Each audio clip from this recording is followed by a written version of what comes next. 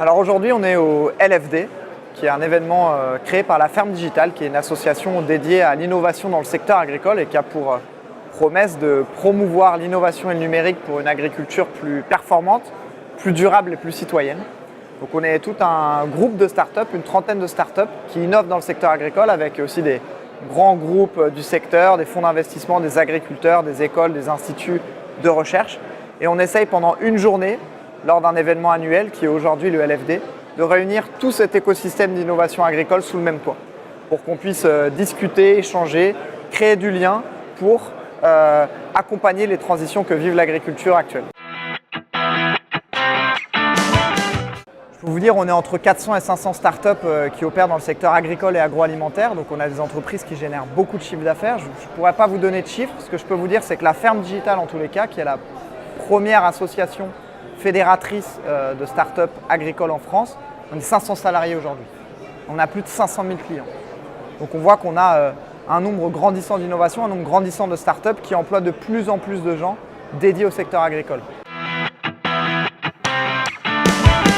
Je suis extrêmement positif sur notre agriculture. On a toujours eu des agriculteurs en France qui étaient à la pointe de l'innovation, qui étaient très forts techniquement et qui ont su se réinventer au fil de l'histoire de la mondialisation. Donc certes, on est confronté aujourd'hui à des gros pays mastodons qui se mettent à être très efficients en production et qui font de la compétition avec nous sur certaines productions, comme les céréales notamment. Mais on va trouver en France des ressources pour se recentrer et retrouver des créneaux de création de valeur.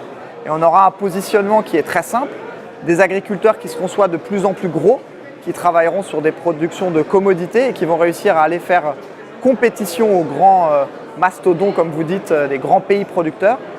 Et de l'autre côté, des agriculteurs qui vont faire un autre choix, un choix de création de valeur avec de la vente directe, avec du bio, avec des exploitations plus petites qui vont choisir des marchés de niche. Donc oui, la France va garder une position de leader dans le secteur agricole, mais elle va devoir trouver des positionnements différents et accompagner les agriculteurs à faire des choix stratégiques qui fassent sens sur l'état actuel de l'agriculture à l'international. On est face à une transition forte. C'est sûr qu'on aura des dégâts en France, c'est sûr qu'on aura des dégâts à travers le monde. Maintenant, l'agriculture a vécu des transitions très fortes au fil de l'eau et a toujours su rebondir avec brio. On a passé l'industrialisation dans le secteur agricole, on a passé la transition de la mécanisation dans les années 1900. Vous reprenez les canards de l'époque, ça titrait fin de l'agriculture, l'arrivée des machines monstres qui vont détruire l'emploi dans l'agricole, le secteur agricole est fini, le métier d'agriculteur est fini, on va détruire la qualité des productions françaises, etc. Donc on a vécu des transitions compliquées, mais on a toujours su rebondir pour aller vers le meilleur. Donc on a vécu la chimie avec l'agriculture productiviste, on a vécu la génétique dans les années 70 et aujourd'hui on vit une nouvelle étape encore une fois.